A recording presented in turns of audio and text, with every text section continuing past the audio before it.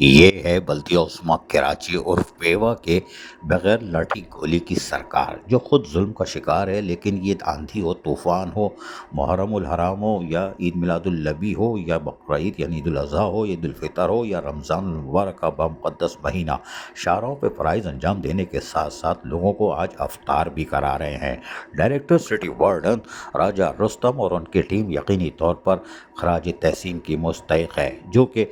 مختلف مقامات پہ شہر کے، یہ تو ہم چند مقامات دکھا رہے ہیں، جس میں نرسری کا مقام ہے، ملینیم مال ہے، اور جیل چورنگی ہے، دیگر مقامات ہے جہاں پر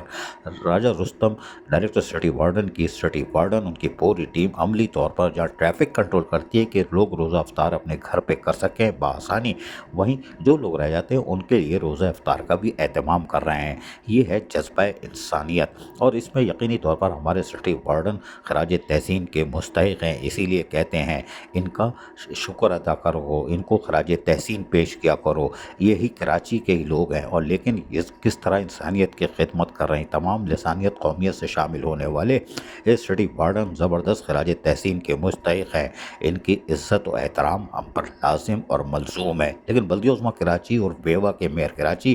ڈپٹی میئر اور